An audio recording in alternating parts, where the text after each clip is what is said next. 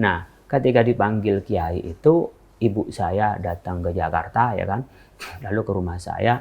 Namanya kita masih pemula di dalam karir itu, punya rumah aja sudah alhamdulillah.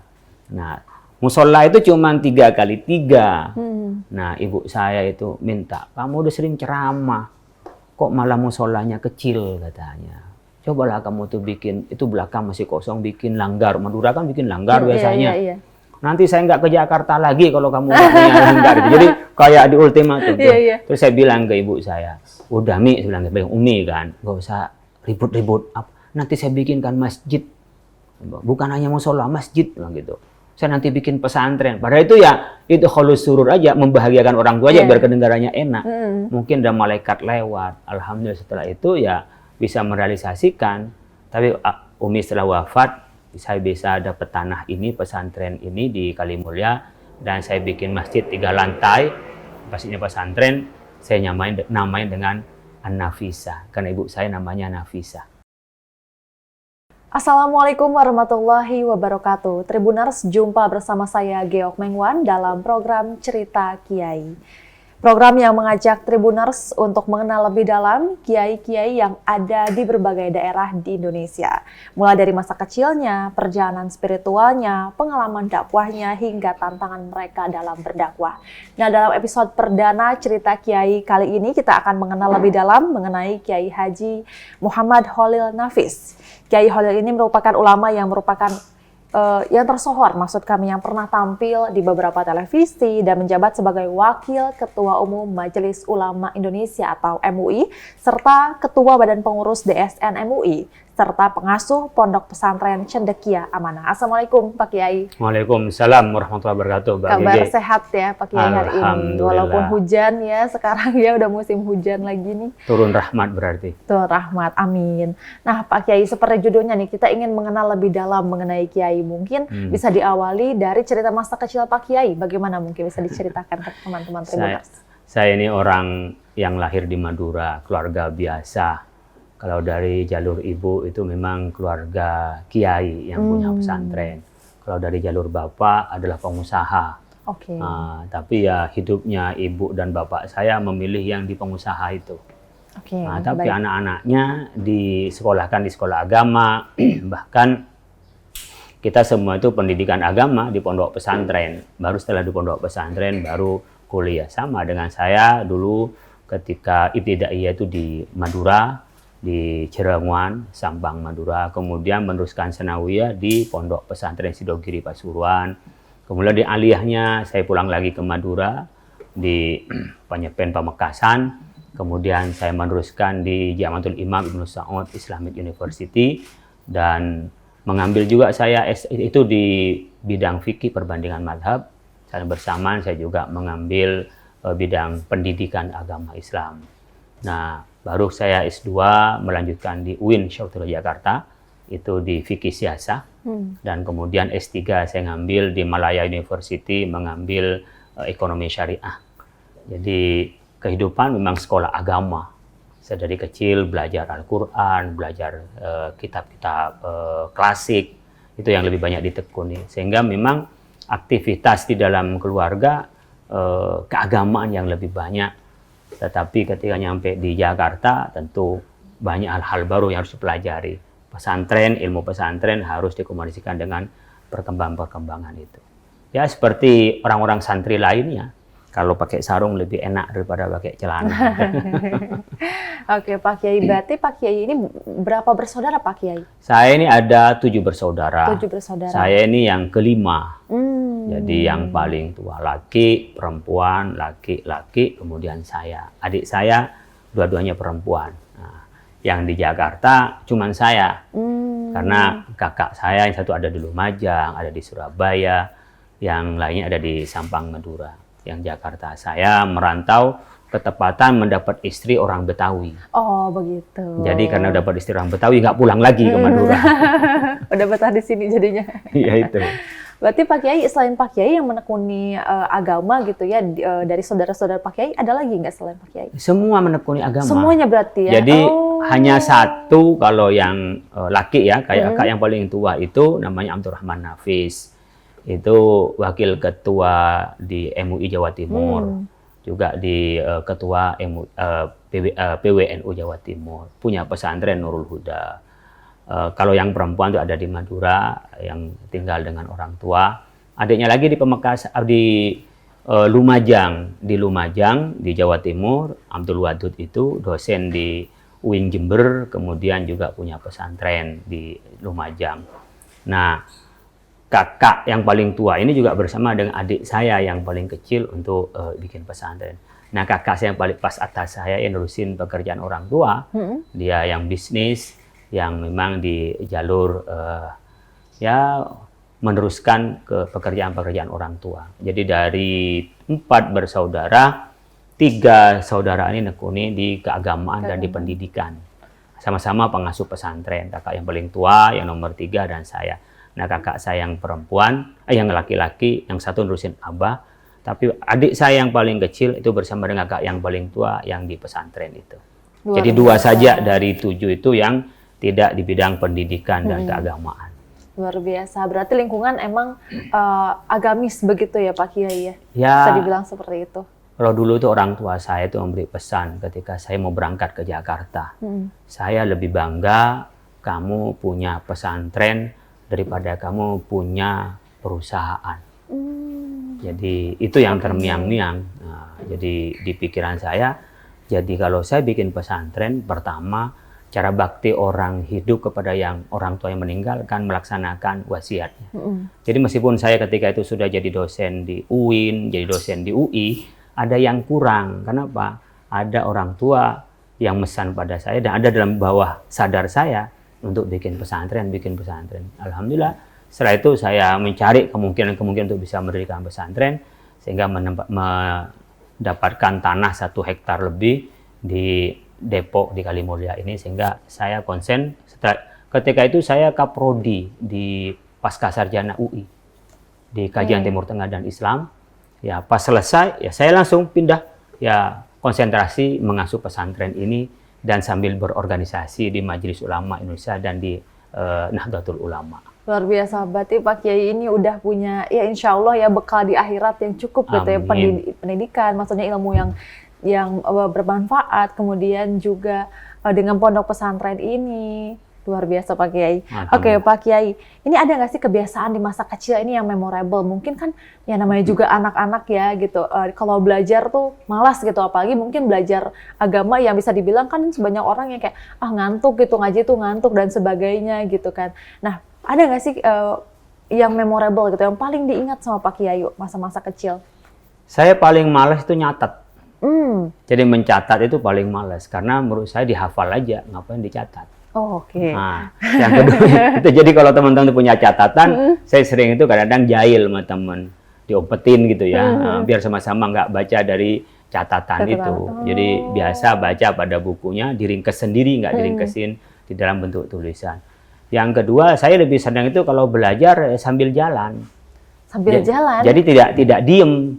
Oke. Gitu. Jadi umpamanya di kendaraan itulah saya bisa menghafal Al-Quran, ngafalin hadis. Jadi pelajaran itu kalau baca di jalan sampai sekarang.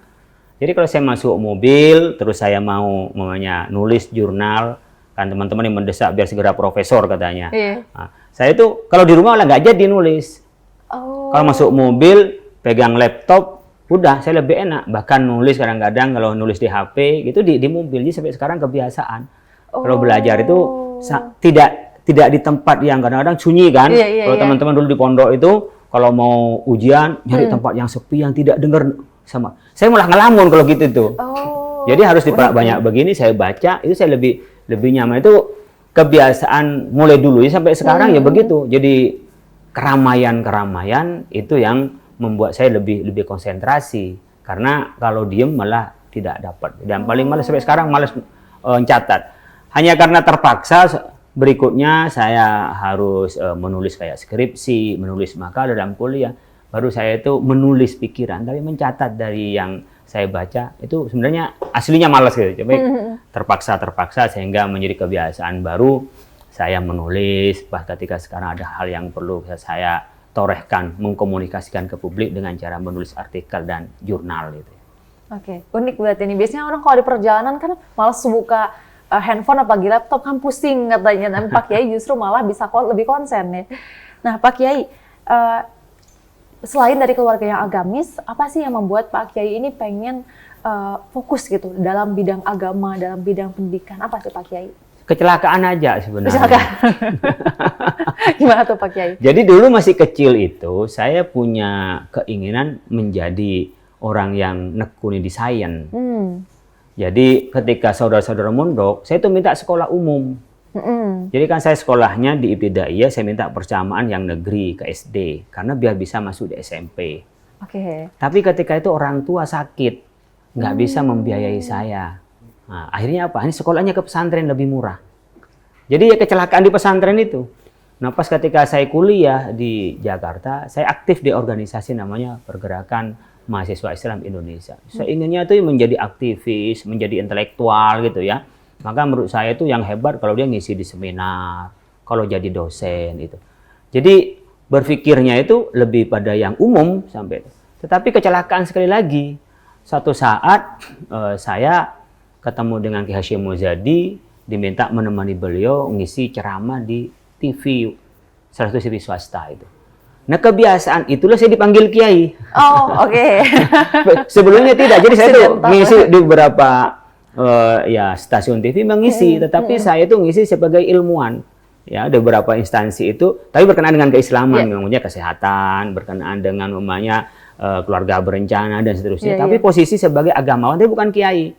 Tapi diajak Ki Hasyim Muzadi almarhum almarhumah itu untuk ceramah di salah satu. Akhirnya saya sering diundang ceramahlah di TV itu. Saya hanya dipanggil kiai.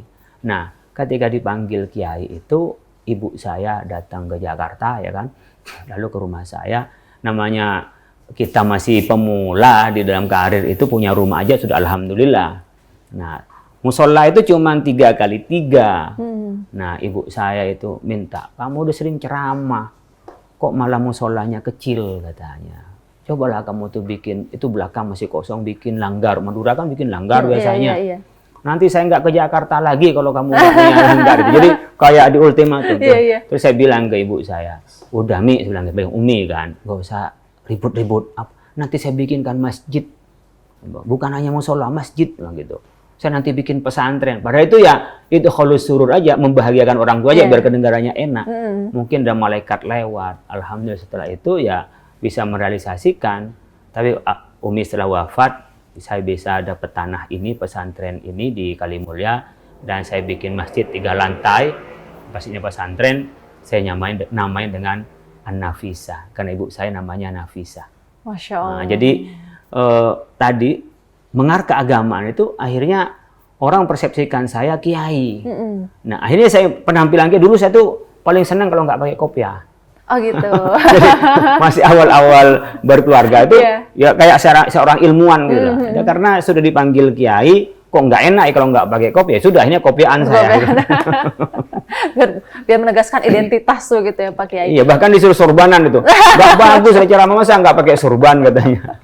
Pakai gamis setiap hari begitu. Itu dia.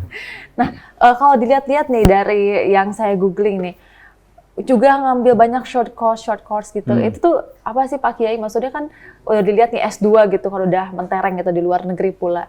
Tapi apa sih yang membuat gigih gitu? Siapa tahu ada Tribuners yang juga tergerak untuk rajin gitu dalam pendidikan. Ya kan pada saat itu saya mau berkarir di intelektual. Saya sudah diterima sebagai dosen gitu. Dulu sempat juga pengen jadi politisi. Oh, jadi kan dulu pernah jadi ketua PMII di Cabang. Jadi berpikir jadi politisi. Pada 2003 itu saya jadi wakil ketua panitia pengawas pemilu di Provinsi DKI Jakarta. Tapi setelah tahu begitu kok saya kayaknya bukan dunia saya, politisi. Ini bukan jalan saya. Bukan jalan saya. Akhirnya saya banting setir.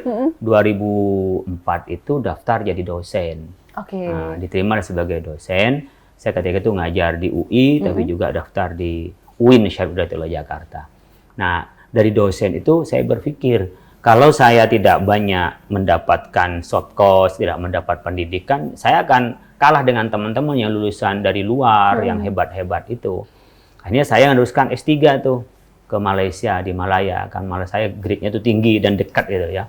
Kemudian di saat bersamaan setiap ada kesempatan ke luar negeri saya ikut, seperti NUS National University of Singapore, pernah postdoc juga di Rabat di Maroko. Ya. Jadi pendidikan pernah juga saya 1 bulan short course juga di Iran, International Mustafa University. Di saya beberapa tempat seperti halnya tempat pendidikan yang sekilas itu yang sifatnya short course saya ikuti.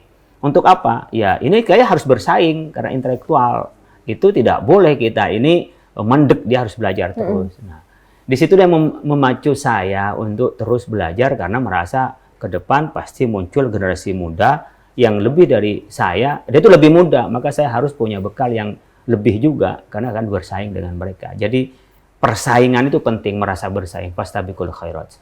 Nah, kita saling berlomba-lomba. Nah, itu yang membuat saya harus doktor, saya harus postdoc, tapi pas ketika jadi kiai, wah ini kelupaan ngurus guru besar.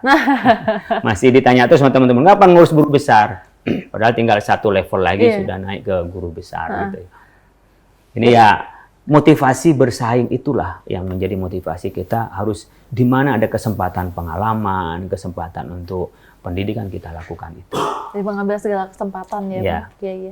Tapi cita-cita berarti dari awal tuh awalnya tuh dosen, terus politisi juga sempat pengen atau bagaimana? Ya awal-awal ya ketika saya belajar tuh nggak tahu mau jadi apa, pokoknya belajar aja. Seperti kita pada umumnya teman-teman. Iya, jadi saya mondok kan nggak punya mondok pesantren salaf di Pondok Pesantren Sidogiri. Cita-cita penting saya ya belajar. Jadi pasca dari Sidogiri itu saya sempat stuck ya karena orang tua saya itu kan meninggal pada saat saya masih kelas 2 sanawiyah. Jadi ibu saya nggak lagi punya biaya. Jadi pasca Sidogiri sebelum saya kuliah ke Jakarta, saya itu pernah jualan baju, jualan pakaian, buat apa? Untuk membiayai hidup. Itu berarti di Madura situ? Di Madura, di Surabaya, itu saya gitu. Tapi ternyata bisnis saya nggak jalan.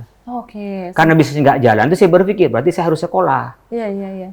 Pergilah ke Jakarta dengan biaya seadanya, nyampe di Jakarta.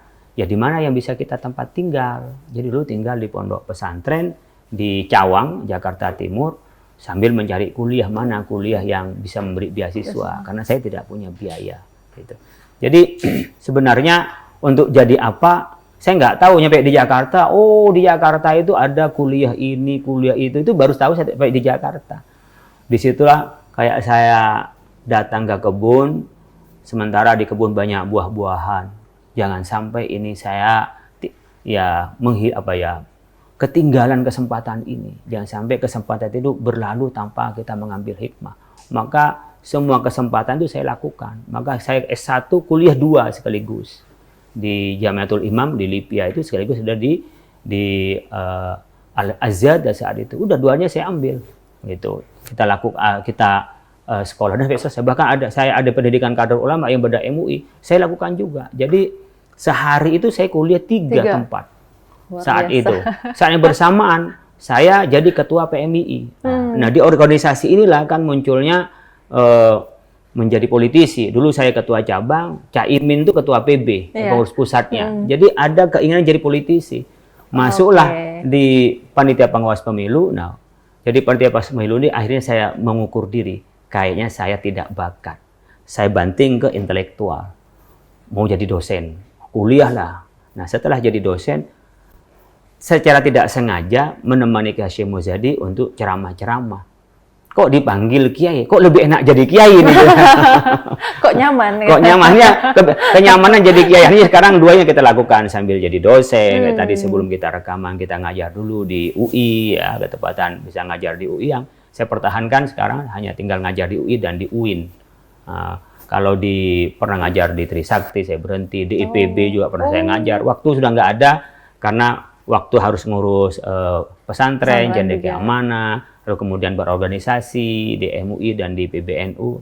Jadi ngajar hanya tinggal di pesantren sendiri, di UIN dan di UI. Nah, gimana Kiai waktu pas kuliah tadi kan 3 gitu di 3 tempat sekaligus aktif, jadi aktivis gitu kan, di politik juga berkecimpung. Gimana bagi waktunya Kiai? Mungkin banyak nih yang relate gitu, yang multitasking gitu. Jadi kan kita ngukur ya, kalau di Jamiatul Imam itu tidak boleh absen itu lebih dari 20%. Kalau lebih dari 20%, berarti dia nggak bisa ikut ujian. Di 20% ini saya habisin gitu. Bolosnya saya habisin. Jadi kalau ini materi sejarah. Oh, sejarah ini saya masih ada peluang absen 4. Berarti kalau pas ketepatan ini saya pergi keluar untuk mengikuti seminar acara organisasi begitu. Jadi kita memastikan masing-masing itu mana yang bisa dikurangi batas minimal tidak masuk. Tapi saya tidak masuk itu bukan karena saya main-main. Karena saya harus menyesuaikan ketika waktu di Jamiatul Imam dengan saya di pendidikan kader ulama. Bahkan sebelum kader ulama, saya ikut namanya pendidikan kader mubaligh, ceramah. Jadi saya pernah ikut itu di acara KODI di KI, koordinasi dakwah di KI. Jadi saya melihat mana yang bisa kita bolos untuk masuk pada tempat lain, itu yang dilakukan sambil berorganisasi. Kadang-kadang kalau organisasi kalau jadi ketua kan bisa mewakilkan. Nanti saya datang agak terlambat karena kuliah dulu baru pergi. Nah, itu cara yang kita lakukan selama 2 tahun begitu. Selama 2 tahun kita lakukan, pendidikan selesai yang satu tinggal organisasi sehingga bisa dilaksanakan dengan baik. Di tahun 97-98 pas reformasi itu ya saya memimpin demo juga. Karena pada saat itu yang untuk menurunkan Soeharto, teman saya juga yang dulu itu di Salemba dan dari YAI yang terkena tembak yang di pemantik itu dulu adalah satu rombongan di dalam demo saat itu. Itu saat itu jadi ketua PMI Jakarta Pusat. Oke, luar biasa.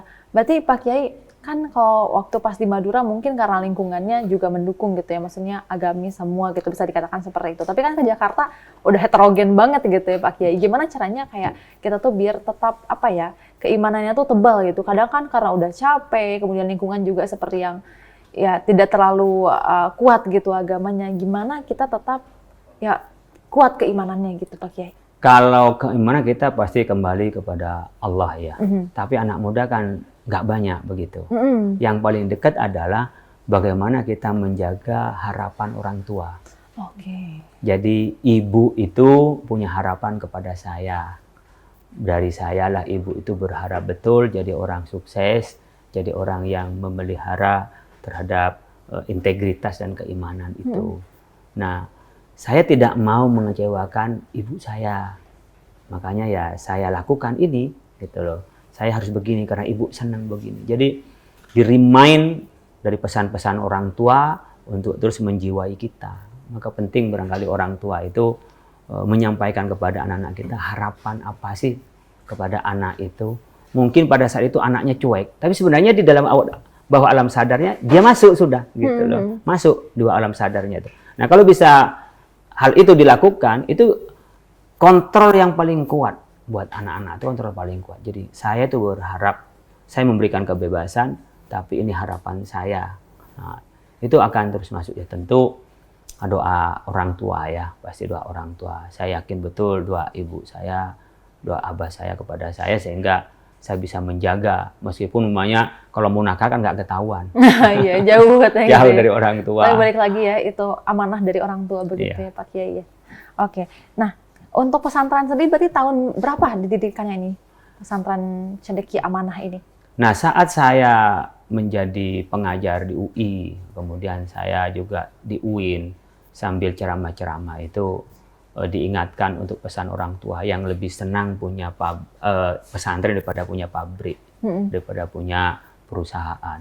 Disitulah saya mulai gelisah dari tahun 2000. Ya, dari tahun 2000 saya mulai gelisah. Ya, mulai 2010 persisnya. 2010 saya sudah mulai gelisah. Kan dari situ saya mulai berpikir, 2012 saya mulai aktivitas keagamaan itu menjadi penceramah, sudah dipanggil kiai gitu. Di 2000 itulah saya mencari di mana tempat yang pas. Ya, 2014 ketemu dengan orang yang mau wakaf ini. Tapi sebelumnya beberapa kali mencoba tapi tidak pas, mencoba tidak pas itu berkali-kali ya. Bantu orang kayaknya nggak nyaman. Saya memilih sendiri gimana cari yang pas untuk saya berjuang dengan pesantren. Alhamdulillah 2014 komunikasi dengan orang yang mewakafkan ini 1 hektar. Ini dulu rawa. 2015 kita urus suratnya. 2017 baru selesai dari 13 sertifikat menjadi 1 sertifikat lalu kita wakafkan. Nah, dari 2017 itulah kita mulai membangun. Tapi pas seriusnya 2019. Oh, kita pas COVID berarti, ya, menjelang COVID. Menjelang COVID, 1 tahun sebelum COVID.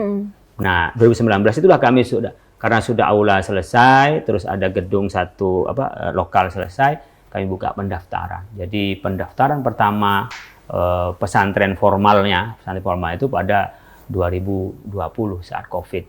Jadi kan April COVID, Juni itu adalah penerimaan santri pertama di sini. Berarti banyak tantangannya dong Pak Kiai waktu itu?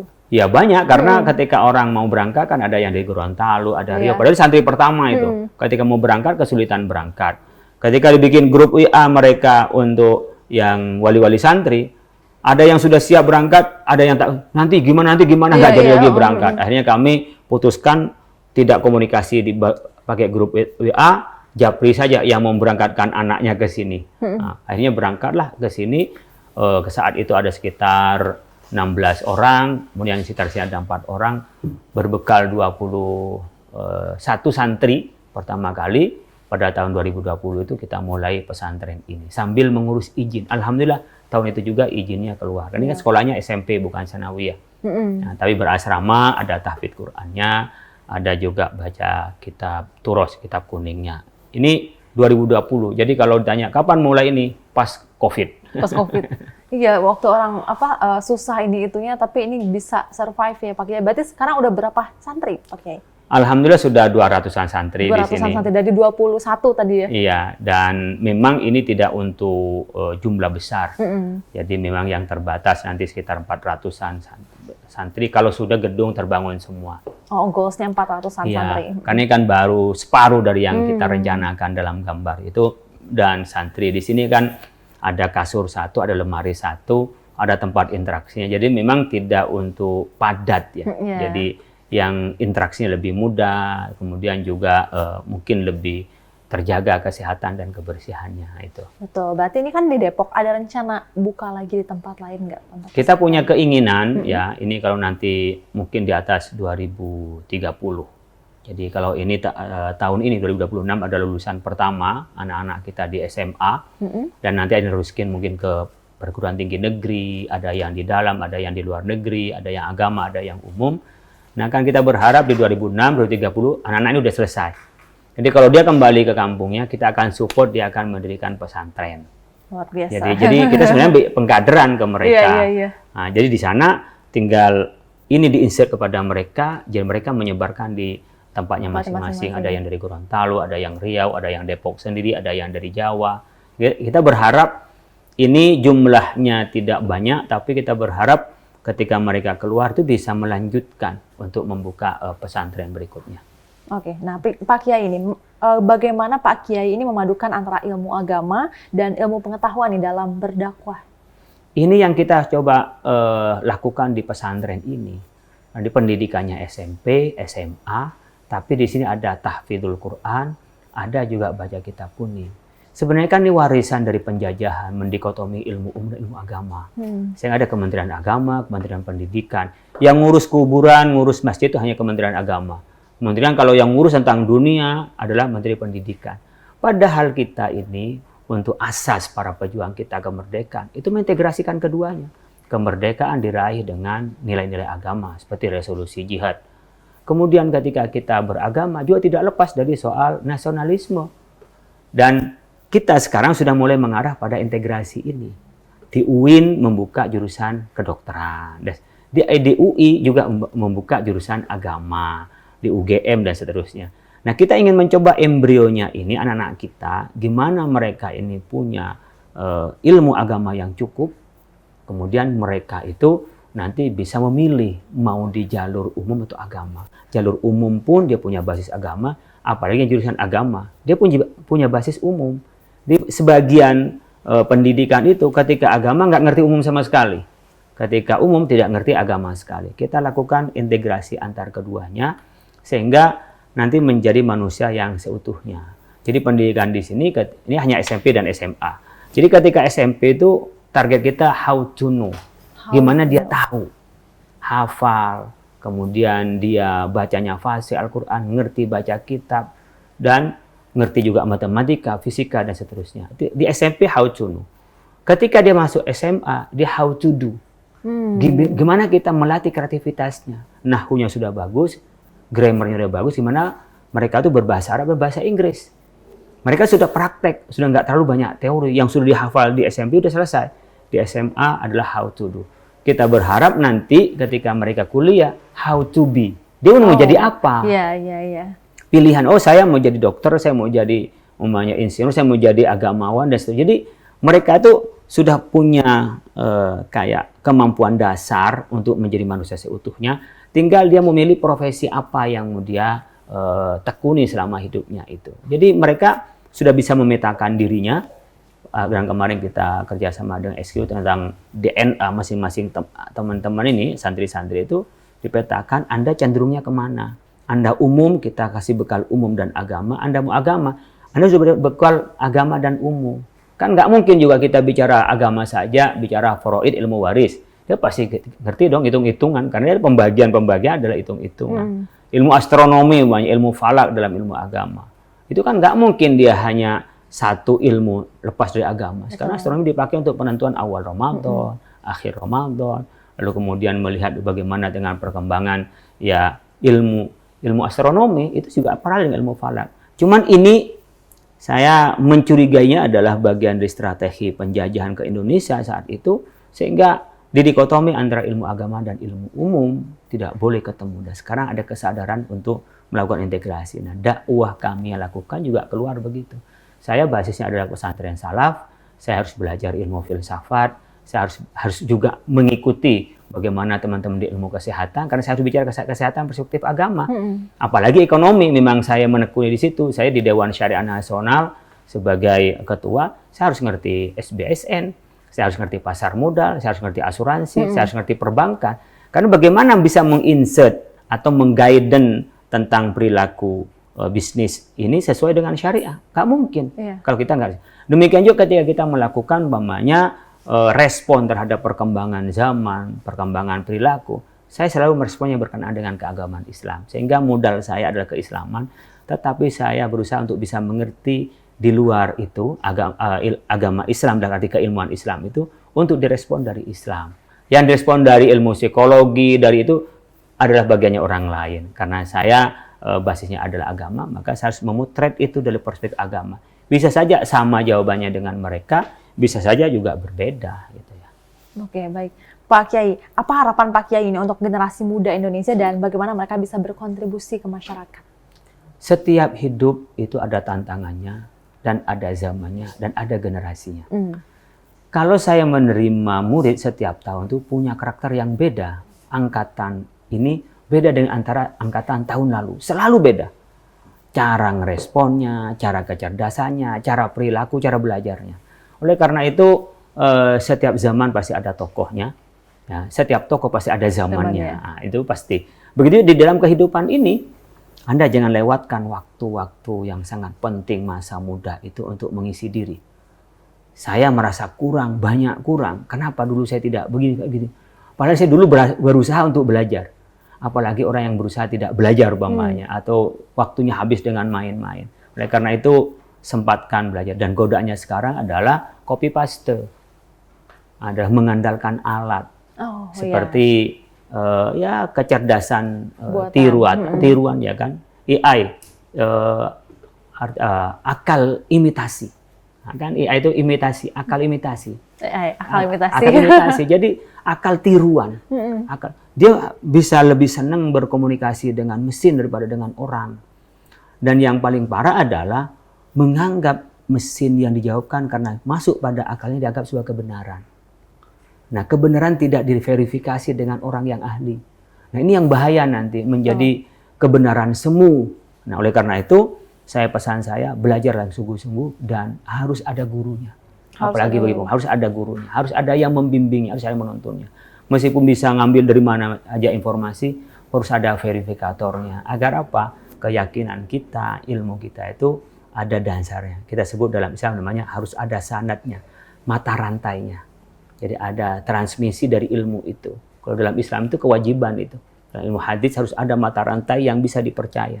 Tidak bisa umumnya ilmu hanya sekedar informasi, tidak bisa. Jadi harus ada mata rantai. Apalagi punya keyakinan sang guru itu memberikan efek psikologis untuk komitmen terhadap keilmuan. Berbeda dengan ilmu yang berserakan atau informasi yang berserakan kemudian dianggap sebuah ilmu yang harus diyakini. Jadi belajar dan setelah belajar komitmen dengan ilmunya. Jangan tergantung bayarannya. Nah, itu dia. Jadi kadang-kadang kan kita ilmu itu diubah-ubah tergantung siapa pesanannya. Nah, komitmen konsisten dan berintegritas dengan ilmu itu juga tak kalah sulitnya dengan kita mencari ilmunya. Dan biasanya setinggi apapun ilmu seseorang, ketika tidak punya integritas, nggak ada harga apa-apa. Ya sama dengan mungkin lebih mahal ChatGPT barangkali, atau lebih mahal kita ke Google daripada orang itu. Jadi ada nilai tambah dibanding mesin bagi orang yang hidup berilmu itu kalau dia punya integritas. Dan itu pasti ada risikonya. Oke, yang membedakan kita sama AI adalah integritas itu tadi berarti. Baik, luar biasa. Terima kasih Pak Kiai Holil Nafis sudah berbincang kepada kami, memberikan banyak cerita, pengalaman, dan ini tentunya bisa menjadi insight yang bermanfaat bagi Tribuners dimanapun berada. Ya, dengan ini berakhir sudah cerita Kiai pada hari ini. Saya Geok Mengwan, pamit undur diri. Wassalamualaikum warahmatullahi wabarakatuh. Download Tribun X sekarang, menghadirkan lokal menjadi Indonesia.